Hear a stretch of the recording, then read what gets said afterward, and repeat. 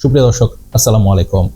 আপনি যদি প্রধান উপদেষ্টা মোহাম্মদ ইউনূসের ভেরিফাইড ফেসবুকে যান, তবে আপনি তার ওয়ালে এই পোস্টটি দেখতে পাবেন, যেখানে লেখা আছে গণভোটের হাতে সিল দিন, ফ্যাসিবাদ ফিরে আসার রাস্তা চিরতরে বন্ধ করুন। দেখুন, সরকার জনগণকে গণভোটে অংশগ্রহণের জন্য আহ্বান জানাতেই পারে। এরপর জনগণ হ্যাঁ ভোট দেবে না ভোট দেবে সেটি তাদের ব্যাপার। কিন্তু সরকার কেন আগ বাড়িয়ে জনগণকে হ্যাঁ ভোট দেবার কথা বলছে? এটি কি সরকার নিজের নিরপেক্ষ থাকার যে অঙ্গীকার সেটি কি ভঙ্গ করছে না? ঠিক একই প্রশ্ন তুলেছে বিবিসি বাংলা। আজ সরকারের গণভোটের হ্যাঁ দেবার প্রচারণা নিয়ে তারা একটি দীর্ঘ প্রতিবেদন প্রকাশ করে সরকারের নিরপেক্ষ ভূমিকা নিয়ে প্রশ্ন তুলেছে, যার শিরোনাম গণভোটে হ্যাঁ ভোটের প্রচারণা, অন্তর্বর্তী সরকারের ভূমিকা প্রশ্ন তৈরি করছে। এই প্রতিবেদনে তুলে ধরা হয়েছে সরকার তার সকল রাষ্ট্রযন্ত্র ব্যবহার করে নির্বাচনকে প্রভাবিত করার চেষ্টা করছে। তাদের মতে এর ফলে আগামী 12ই ফেব্রুয়ারি নির্বাচন প্রশ্নবিদ্ধ হবে এবং ভবিষ্যতে এর সাথে জড়িতরা আইনের মুখোমুখি হতে পারে। বিবিসির এই প্রতিবেদনের সাথে আমি সম্পূর্ণ একমত। নির্বাচনে সরকারের ভূমিকা হতে হবে নিরপেক্ষ। সরকার কোনো পক্ষই নিতে পারে না, কিন্তু এই সরকার নির্লজ্জের মতো সেই অঙ্গীকার ভঙ্গ করছে। সম্প্রতি সংস্কৃতি মন্ত্রণালয় থেকে গণভোটের পক্ষে প্রচারণার জন্য একটি ভিডিও নির্মাণ করা হয়েছে। এই ভিডিওতে জুলাই গণ অভ্যুত্থানের আন্দোলনকারী, নিহতদের পরিবারের সদস্য, গুম কমিশনের সদস্যর বরাতে হ্যাঁ ভোট কেন দিতে হবে সেটির ব্যাখ্যা তুলে ধরা হয়েছে। এর বাইরে প্রধান উপদেষ্টার কার্যালয় থেকে এই পোস্টারটি বানানো হয়েছে, যাতে গণভোটে কি কি থাকছে তা তুলে ধরে হ্যাঁ দিলে কি পাবেন আর না দিলে যে কিছুই পাবেন না তা উল্লেখ করে প্রচার চালাচ্ছে। এখানেই শেষ না, সরকারের বিভিন্ন উপদেষ্টা যেমন আলী রিয়াজ ও রেজওয়ানা হাসানও মিডিয়ার সামনে এসে গণভোটে হ্যাঁ দেবার পক্ষে প্রচার চালাচ্ছে। এ পর্যন্ত তাও ঠিক আছে, কিন্তু সরকার তার নির্লজ্জতার সীমা তখন পার করে যখন সরকার থেকে বিভিন্ন স্কুল, কলেজ, সরকারি অফিসকে নির্দেশ দেয় গণভোটের পক্ষে হ্যাঁ প্রচার চালানোর জন্য। এছাড়াও সম্প্রতি বাংলাদেশ ব্যাংক একটি নির্দেশনা জারি করেছে। সেখানে বাংলাদেশের সব ব্যাংকে নির্দেশ দেওয়া হয়েছে যাতে তারা গণভোটে হ্যাঁ পক্ষে প্রচার চালায়। মনে করছেন সরকারের নির্লজ্জতার এখানেই শেষ? না না না না, এখানেই শেষ না, আরো শুনুন। সব মসজিদের ইমামকে বলা হয়েছে জুমার খুতবায় যেন তারা হ্যাঁ ভোটের পক্ষে ক্যাম্পেইন চালায়। এর বাইরে পোশাক কারখানার সামনেও হ্যাঁ ভোটের পক্ষে ব্যানার প্রদর্শনের জন্য নির্দেশনাও দিয়েছে সরকার। এরপরে আপনার মনে হচ্ছে এই নির্বাচনে লেভেল প্লেইং ফিল্ড থাকবে? থাকবে না। কেন থাকবে না বলছি। আমাদের দেশে নির্বাচনের সময় স্কুল কলেজের শিক্ষক ও ব্যাংক কর্মকর্তারা প্রিজাইডিং অফিসার ও সহকারী প্রিজাইডিং অফিসারের মতো ভোট গ্রহণের গুরুত্বপূর্ণ দায়িত্ব পালন করেন। এছাড়া ডিসি ও ইউএনও রিটার্নিং কর্মকর্তা হিসাবে কাজ করে। তার মানে ভোট গ্রহণ ও নির্বাচনের ফলাফল ঘোষণা দুটি এদের হাতে থাকে।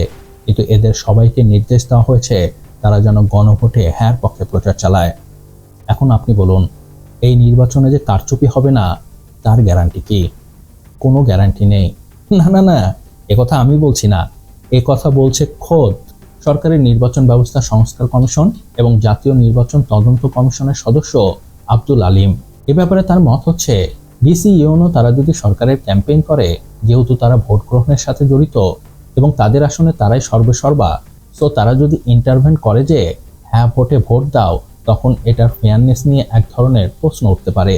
তাই পরবর্তীতে গণভোটে কারচুপি হয়েছে এই অভিযোগ এনে যে কেউ আদালতে মামলা করতে পারে। তখন গণভোটের সাথে সাথে পুরো নির্বাচন ব্যবস্থা নিয়েই প্রশ্ন উঠে যেতে পারে। যদিও এ ব্যাপারে একমত না প্রধান উপদেষ্টার প্রেস সচিব শফিকুল আলম। তার মতে এর ফলে সরকার কোনো আইনই ভঙ্গ করছে না। শফিকুল আলম তো বলবেই, কারণ সে সরকারের প্রেস সেক্রেটারি, সে কি সরকারের বিরুদ্ধে বলবে? কিন্তু মজার বিষয় হচ্ছে শফিকুল আলমের এই দাবিকে সম্পূর্ণ উপেক্ষা করছে আইন বিশেষজ্ঞ শাহাদিন মালিক। এ ব্যাপারে তিনি বলেন, নির্বাচনে হ্যাঁ ভোটে যদি জয়যুক্ত হয় তখন কেউ তো আদালতে যেতেও পারে, গিয়ে বলতে পারে নির্বাচনের এই অংশে সুষ্ঠু ভোট হয় নাই, কারণ সরকার এর পক্ষে প্রচারণা চালিয়েছে। শুধু তাই না, এর ফলে যে পুরো নির্বাচন ব্যবস্থায় প্রশ্নবিদ্ধ হবে সেটিও তিনি বলেছেন। সেই সাথে সাথে তিনি সরকারকে পরামর্শ দিয়েছেন, গণভোটে হ্যার পক্ষে সরকার ব্যাপক প্রচারণা চালাচ্ছে। তার অর্থ হলো সরকার একটা পক্ষ নিয়ে নিচ্ছে। সরকার যদি একটা অবস্থান নিয়ে নেয়, তাহলে আমরা যে লেভেল প্লেইং ফিল্ডের কথা বলি তা এখানে থাকছে না। সরকারের এর থেকে বিরত থাকাই নৈতিকভাবে অনেক বেশি কাম্য।